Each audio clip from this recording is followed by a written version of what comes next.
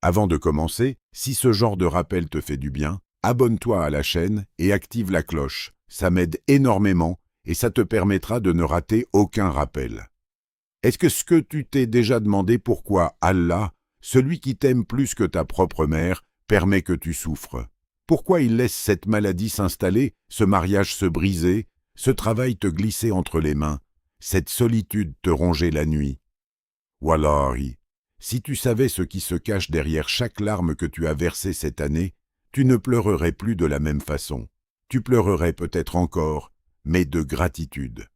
Parce qu'il y a une vérité que très peu de croyants comprennent vraiment.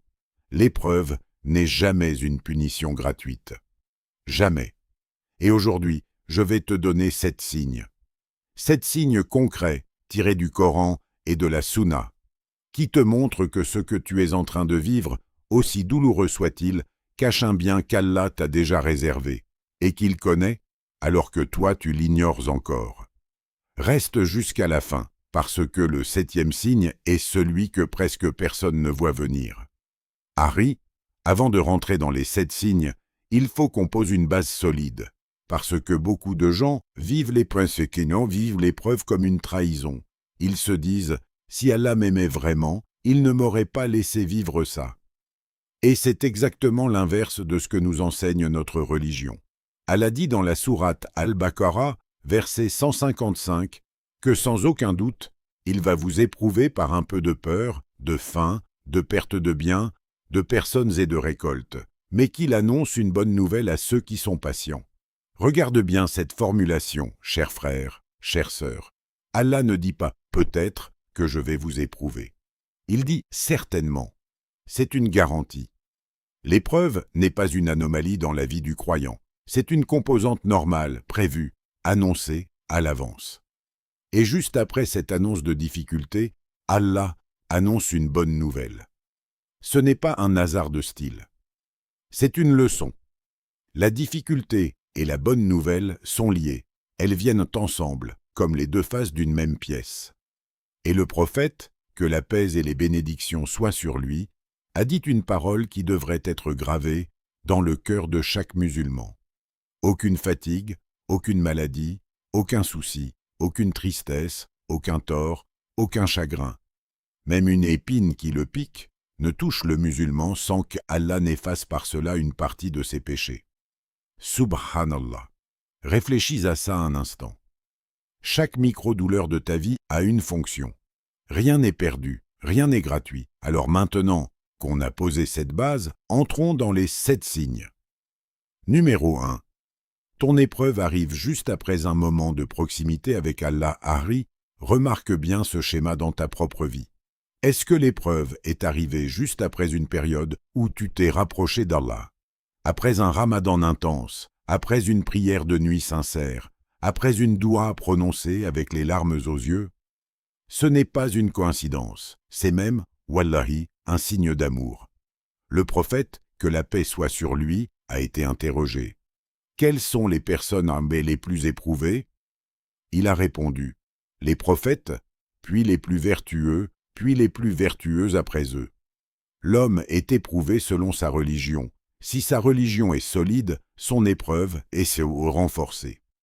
Et si sa religion est fragile, il est éprouvé selon la solidité de sa religion. L'épreuve continue de toucher le serviteur jusqu'à ce qu'elle le laisse marcher sur terre sans plus aucun péché. Tu comprends maintenant pourquoi les meilleures créatures d'Allah, les prophètes, ont vécu les pires épreuves. Ibrahim, alayhi salam, jeté dans le feu. Ayoub, alayhi salam, malade pendant des années, ayant perdu ses biens et ses enfants. Youssouf, alayhi salam, jeté dans un puits par ses propres frères, puis emprisonné injustement. Certains disent, si j'étais un bon croyant, Allah m'épargnerait les difficultés. Et ce n'est pas vrai. C'est même l'exact opposé de ce que nous enseigne le hadith. Plus ta foi est solide, plus l'épreuve peut être intense, parce qu'Allah sait que tu es capable de la porter et parce qu'il veut t'élever à un rang que tu n'atteindrais jamais par la seule adoration ordinaire. Prends l'exemple d'un élève brillant à l'école. Le professeur ne va pas lui donner les exercices les plus faciles. Il va lui donner les exercices les plus complexes parce qu'il sait qu'il en est capable et parce qu'il veut le préparer pour les grandes compétitions. C'est exactement pareil avec Allah. Si ton épreuve est lourde, c'est peut-être justement parce qu'Allah te considère capable de la porter et qu'il te prépare à un rang que tu ne soupçonnes même pas. Numéro 2. Ton cœur se tourne vers Allah d'une façon qu'il n'avait jamais connue. Deuxième signe, et celui-là, wallahi, beaucoup d'entre vous l'ont vécu sans même s'en rendre compte. Est-ce que depuis que l'épreuve a commencé, ta relation avec Allah a changé? Est-ce que tu pries avec plus de présence? Est-ce que tu pleures en sujude alors qu'avant tu récitais presque mécaniquement? Si la réponse est oui, subhanallah, c'est un signe immense. Parce que l'épreuve, dans ce cas, n'a pas éloigné le serviteur d'Allah. Elle l'a ramené. Et un serviteur qui se rapproche d'Allah, même à travers la douleur, n'est jamais un serviteur perdant. Allah dit dans le Coran, sourate Al-An'am, verset 42, que lorsqu'il envoyait des messagers aux nations précédentes, il les frappait de pauvreté et de maladie afin qu'ils s'humilient devant lui. Regarde le mécanisme. La difficulté a une fonction précise, l'humilité. Et l'humilité devant Allah n'est jamais une perte. C'est le contraire. C'est l'ouverture de la porte la plus large qui existe entre le serviteur et son Seigneur. Je vais te donner une image simple. Imagine un enfant qui a tout ce qu'il veut, qui n'a jamais besoin de rien. Est-ce qu'il va appeler son père souvent? Rarement. Mais dès qu'il a un problème, une panne de voiture, un souci d'argent, une maladie, qui appelle-t-il en premier? Son père. La difficulté révèle qui compte vraiment pour toi, et elle te pousse vers celui qui peut réellement t'aider. Et Allah aime entendre ses serviteurs l'appeler. Il aime la doua du cœur brisé. Le prophète, sallallahu alayhi wa sallam, a dit qu'Allah est proche du cœur brisé. Donc si ton épreuve t'a rapproché d'Allah, sache que ce rapprochement à lui seul vaut plus que tout ce que tu as perdu. Numéro 3. Tu deviens plus patient, plus miséricordieux, plus humain. Numéro 3. Chers frères, chères sœurs, observe comment ton caractère a changé depuis l'épreuve. Es-tu devenu plus patient avec les autres, plus indulgent? Est-ce que tu comprends maintenant la douleur des autres d'une façon que tu ne comprenais pas avant? C'est un signe extrêmement puissant, parce que l'épreuve, quand elle est bien vécue, ne détruit pas le caractère, elle le raffine. Pense alors. Comment obtient-on de l'or pur? En le faisant passer par le feu. Le feu brûle les impuretés et ne laisse que le métal précieux. C'est exactement ce que fait l'épreuve avec l'âme du croyant sincère. Elle brûle l'arrogance, l'égoïsme, l'insouciance, et elle laisse une âme plus douce, plus consciente, plus reliée aux autres êtres humains. Combien de personnes deviennent réellement caritables uniquement après avoir connu la pauvreté? Combien deviennent réellement patientes avec les malades uniquement après avoir été malades elles-mêmes? Même haché. Combien comprennent la douleur d'un parent qui perd un enfant uniquement après l'avoir vécu? L'imam Ibn al-Qayyim, rahimahullah, a expliqué que les épreuves sont comme des exercices pour l'âme. De la même façon que le corps se muscle par l'effort, l'âme se fortifie par l'épreuve. Sans résistance, il n'y a pas de croissance. Un muscle qui ne travaille jamais s'atrophie. Une âme qui ne traverse jamais rien reste faible, superficielle, incapable de vraie miséricorde. Alors si tu sens que ton cœur s'est adouci, que tu pleures désormais devant la souffrance des autres alors qu'avant tu passais à côté sans la voir, sache que c'est un fruit direct de ton épreuve. Et ce fruit-là, qu'alas, il vaut de l'or. Numéro 4. Des portes que tu n'attendais pas commencent à s'ouvrir. Numéro 4.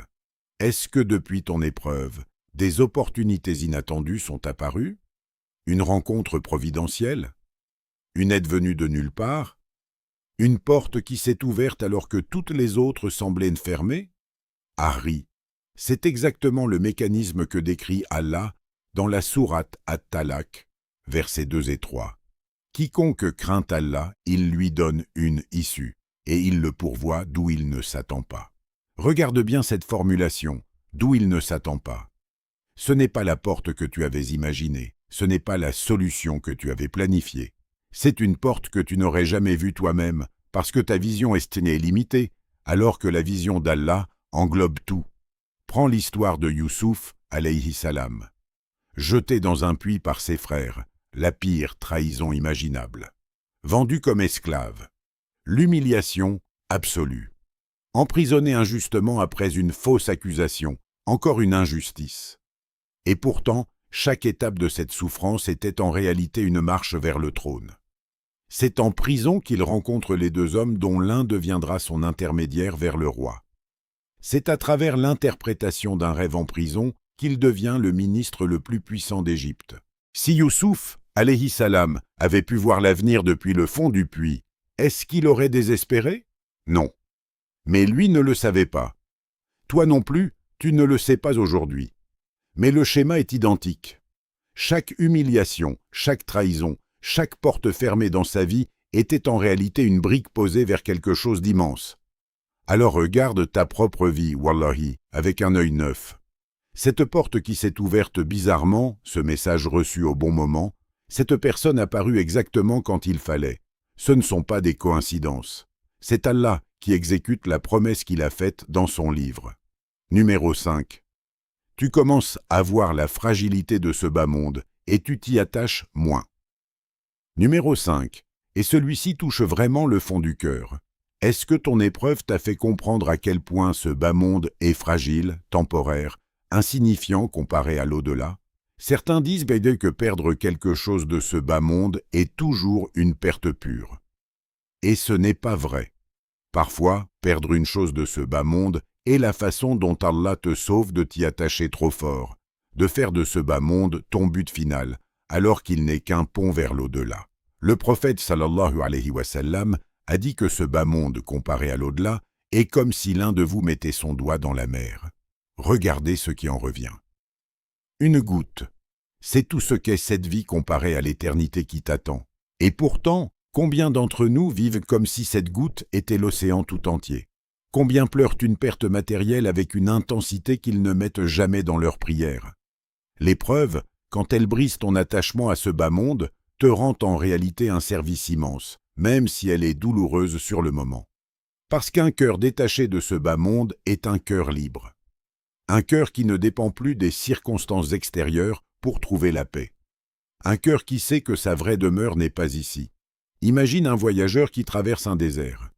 Il n'installe pas de maison permanente en plein désert. Il sait qu'il n'est que de passage.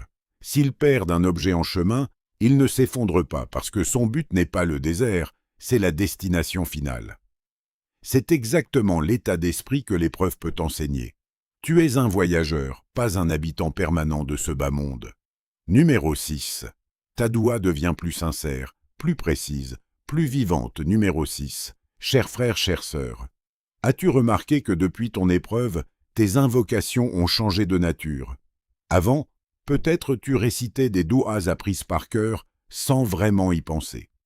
Maintenant tu parles à Allah comme on parle à quelqu'un qu'on aime vraiment, avec des mots qui viennent du fond de toi.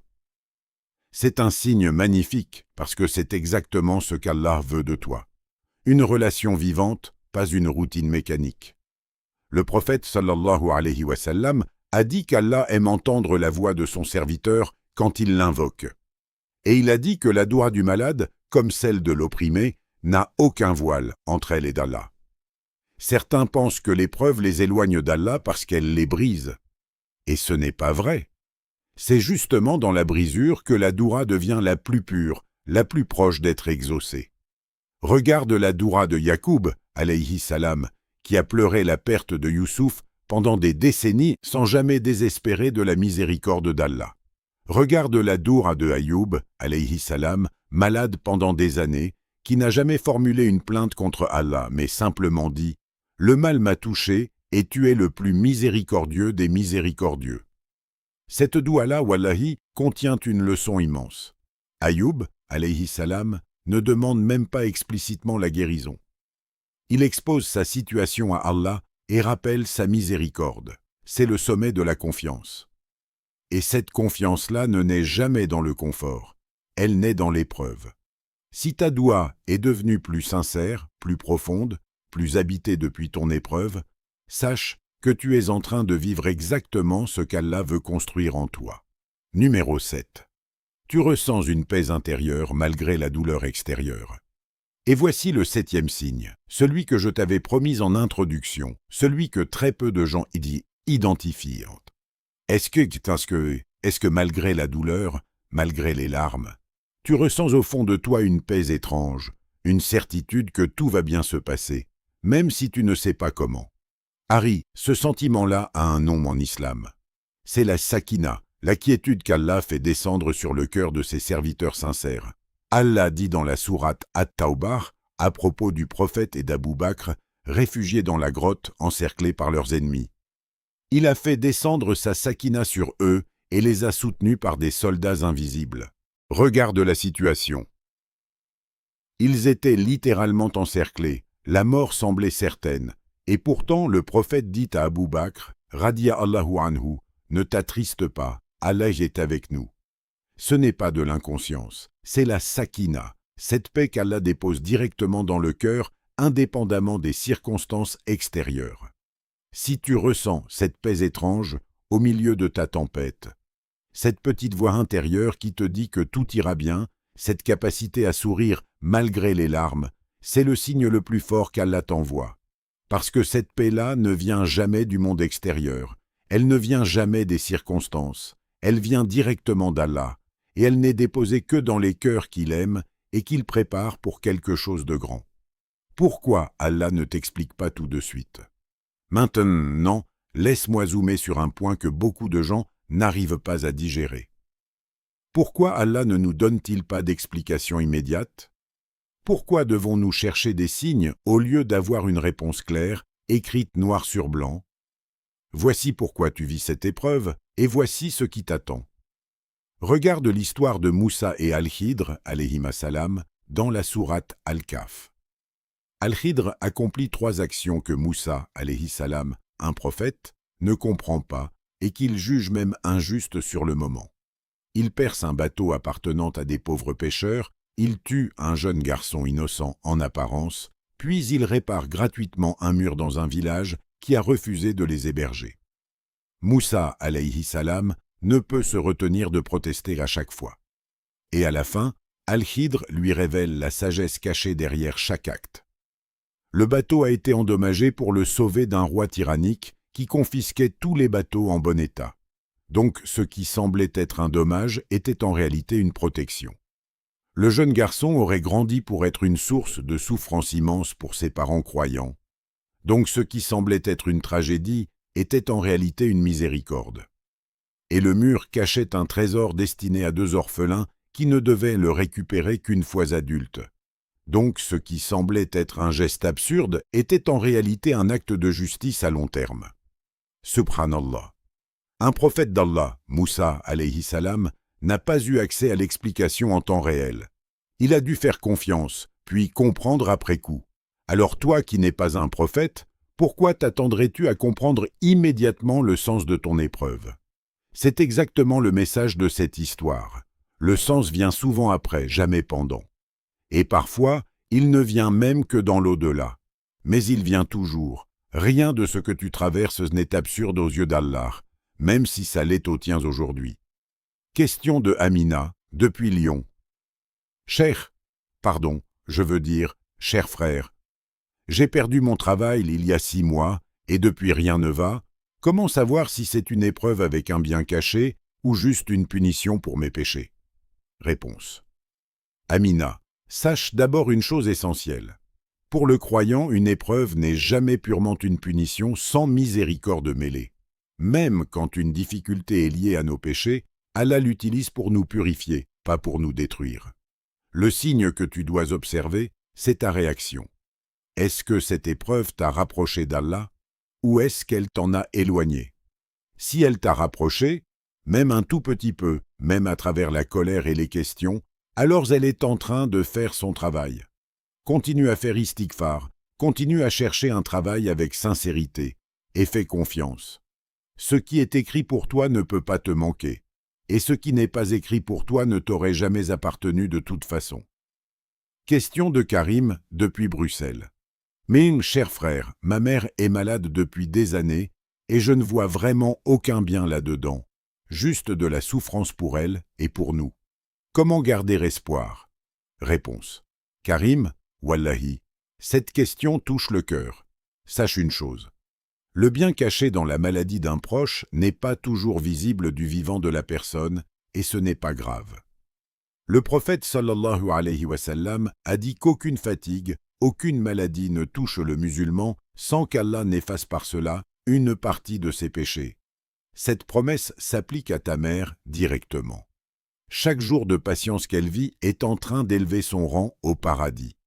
Et pour toi, cette épreuve construit en toi une miséricorde et une patience que tu n'aurais jamais développées autrement.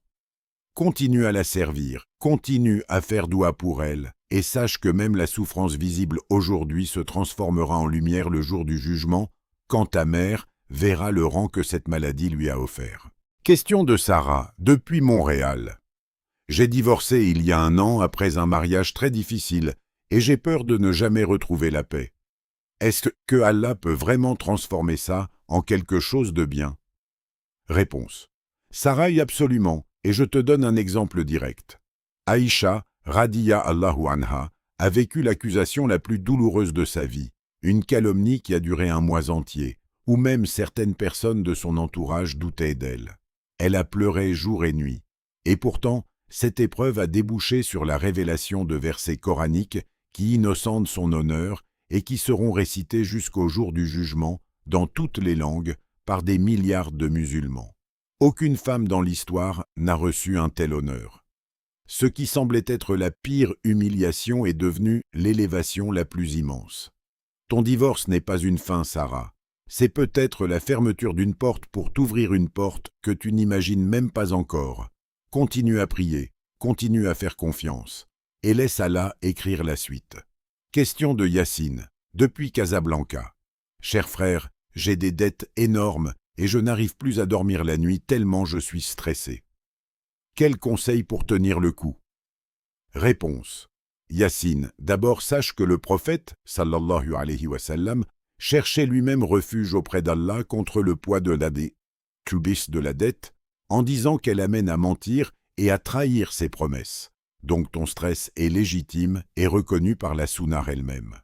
Multiplie la doua que le prophète a enseignée pour les dettes et surtout garde une intention sincère de rembourser. Car il a dit que quiconque prend l'argent des gens avec l'intention de le rendre, Allah le rend capable de le faire. Continue à travailler, à chercher des solutions concrètes et sache que chaque nuit d'angoisse traversée avec patience et sans désespoir est en train de te construire une réserve immense pour le jour où tu en auras le plus besoin. Je continue en gardant le même ton, la même structure, et en approfondissant avec de nouveaux angles, de nouvelles histoires, et davantage de Q&R, le tout généré par moi, sans attribution à qui que ce soit d'autre. Retour sur les 7 signes. Ce que personne ne te dit. Harry, avant d'aller plus loin, je veux revenir sur un malentendu très répandu. Beaucoup de gens pensent que reconnaître ces 7 signes veut dire que la douleur va disparaître immédiatement. Ce n'est pas ça le message. Le message, c'est que la douleur change de sens. Elle reste réelle, elle reste lourde, mais elle n'est plus vide. Et une douleur qui a un sens se porte différemment d'une douleur qu'on croit absurde. Il y a une différence énorme entre porter un sac de 20 kilos sans savoir pourquoi et porter le même sac de 20 kilos en sachant qu'il te mène vers un sommet magnifique. Le poids physique est identique, mais l'expérience intérieure change du tout au tout. C'est exactement ce que ces 7 signes viennent t'offrir. Pas un allègement immédiat du poids, mais une direction, un sens, une promesse. L'histoire d'Ayoub, un modèle complet de patience. Je veux qu'on s'arrête longuement sur l'histoire d'Ayoub, alayhi salam, parce qu'elle contient à elle seule presque tous les 7 signes qu'on vient d'aborder. Ayoub était un homme riche, en bonne santé, entouré de nombreux enfants. Puis, progressivement, tout s'est effondré. Il a perdu ses biens. Il a perdu ses enfants. Ça a été frappé d'une maladie si sévère que, selon plusieurs récits, les gens de son entourage ont fini par s'éloigner de lui par peur de la contagion, à l'exception de sa femme qui est restée fidèlement à ses côtés pendant des années. Imagine, cher frère, chère sœur, ce que représente une telle épreuve. Pas une seule difficulté isolée, une accumulation de pertes successives, l'une après l'autre, sans répit, pendant des années. Et pourtant, Ayoub n'a jamais prononcé une seule parole de reniement contre Allah. Pas une.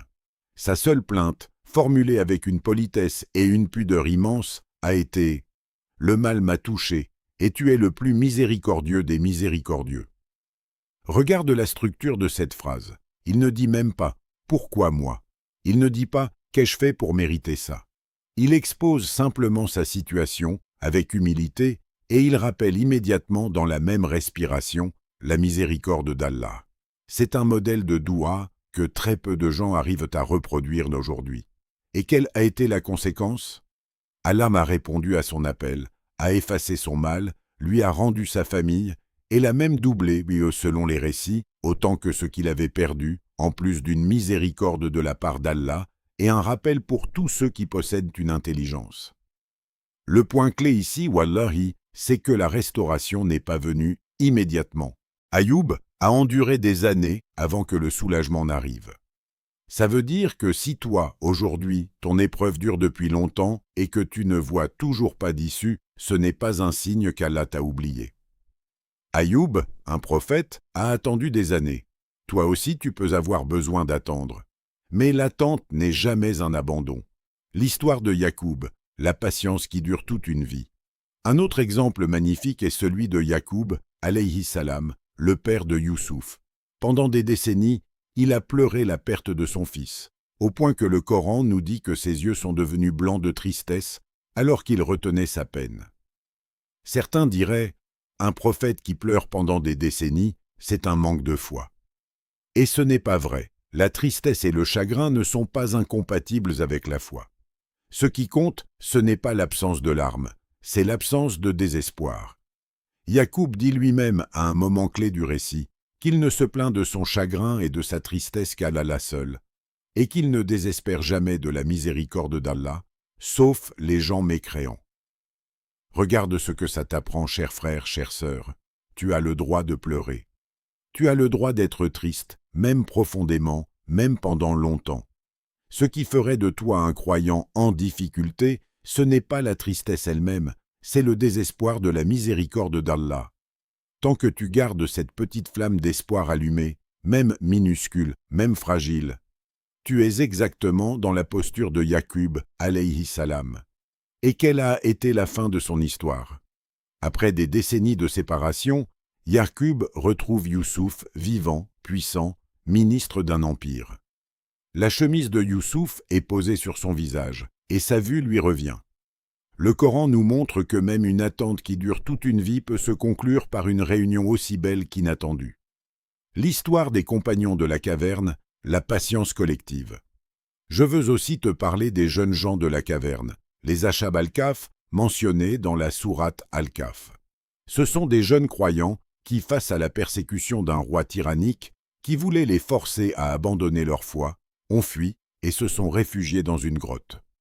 Ils n'avaient aucune garantie de survie. Ils ont quitté leur confort, leur famille, leur statut social, uniquement pour préserver leur foi.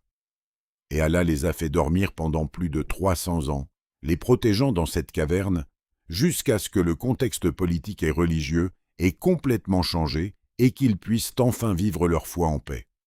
Le message ici est puissant. Parfois, le bien qu'Allah te réserve dépasse totalement l'échelle de temps que tu imagines. Toi, tu penses en semaines, en mois, peut-être en années. Allah, lui, peut agir sur une échelle qui dépasse ta compréhension entière. Ce que tu perçois comme une attente insupportable n'est, à ses yeux, qu'un instant dans un plan bien plus vaste. Ton épreuve révèle qui sont tes vrais soutiens, Harry. Je voulais ajouter un 8e signe à notre liste, parce que celui-ci touche énormément de gens en ce moment. Est-ce que ton épreuve t'a permis de voir clairement qui était réellement présent pour toi et qui ne l'était que dans les moments faciles? C'est une douleur en soi. Se rendre compte que certaines personnes qu'on pensait proches disparaissent dès que la difficulté arrive. Mais wallahi, c'est en réalité un bien immense, même si ça fait mal sur le moment. Parce que ça t'évite de continuer à investir ton énergie, ton temps, ta confiance, dans des relations qui n'auraient de toute façon jamais tenu face à une vraie épreuve. Le prophète, sallallahu alayhi wa sallam, a vécu exactement ça à la Mecque, au tout début de la révélation. Des membres de sa propre famille, des gens de sa propre tribu, se sont détournés de lui, l'ont insulté, ont comploté contre lui. Et pourtant, un peu petit noyau de compagnons sincères, Abou Bakr, Khadija, Ali, Bilal, sont restés fidèles, prêts à tout sacrifier. Cette clarification des rangs a permis de construire autour du prophète une communauté d'une solidité extraordinaire, purifiée des opportunistes et des cœurs fragiles.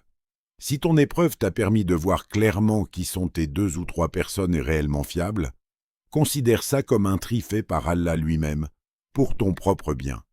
Mieux vaut 3 amis sincères que 30 relations superficielles qui s'évaporent au premier vent contraire. Ton épreuve t'apprend à faire confiance sans tout comprendre numéro 9. As-tu remarqué que ton épreuve t'a appris à dire « Qadar Allah wa masha'a fa'al » c'est le décret d'Allah et il fait ce qu'il veut, sans exiger d'explications complètes? C'est un des signes les plus subtils, mais aussi l'un des plus précieux. Parce que la foi la plus solide n'est pas celle qui comprend tout, c'est celle qui fait confiance même sans tout comprendre. Le prophète sallallahu alayhi wa sallam a enseigné que le croyant fort est meilleur et plus aimé d'Allah que le croyant faible, tout en gardant du bien en chacun d'eux, et il a précisé que la force ici ne renvoie pas à la force physique, mais à la force de la foi et de la confiance en Allah. Combien de fois, dans ta vie, tu as fini par comprendre, des années plus tard, pourquoi telle porte s'était fermée à ce moment précis? Combien de fois tu as remercié Allah, avec le recul, pour une chose que tu avais détestée sur le moment? Allah dit dans le Coran, sourate Al-Baqarah, verset 216, qu'il se peut que vous détestiez une chose alors qu'elle est un bien pour vous, et il se peut que vous aimiez une chose alors qu'elle est un mal pour vous. Et Allah sait, tandis que vous ne savez pas. Si tu as développé cette capacité à dire « Khaïr », c'est un bien, même face à ce que tu ne comprends pas encore, c'est un signe extrêmement fort que ton cœur a intégré une des vérités les plus profondes de l'islam. Tu deviens une source de réconfort pour les autres. Dernier signe bonus, et il est magnifique. Est-ce que depuis ton épreuve, tu es devenu une personne vers qui les autres se tournent quand ils souffrent? Est-ce que tes mots, ton vécu, ton témoignage, aident maintenant d'autres personnes à traverser leurs propres difficultés? C'est extrêmement fréquent, wallahi. Les personnes qui ont traversé le divorce deviennent les meilleures pour accompagner ceux qui divorcent. Ensuite, les personnes qui ont perdu un parent deviennent les meilleures pour consoler ceux qui vivent un deuil. Les personnes chez qui ont connu la dépression deviennent souvent les plus douces, les plus présentes pour ceux qui traversent en mesque la même obscurité. Allah, à travers ta propre épreuve, est en train de te former pour devenir une lumière pour quelqu'un d'autre plus tard. Le prophète sallallahu alayhi wa sallam a dit que les meilleures créatures sont les plus utiles aux gens. Si ton épreuve fait de toi quelqu'un de plus utile, de plus compatissant, de plus présent pour ceux qui souffrent, alors elle a déjà produit un fruit énorme, même avant sa résolution finale. Les erreurs à éviter face à l'épreuve. Maintenant, chers frères, chères sœurs, je veux qu'on parle de quelque chose d'important. Les erreurs que beaucoup de croyants commettent face à la difficulté, et qui les empêchent de recevoir pleinement le bien caché derrière elles. Première erreur. Croire que la souffrance est une preuve d'abandon. Certains disent « Si Allah m'aimait, je ne souffrirais pas ».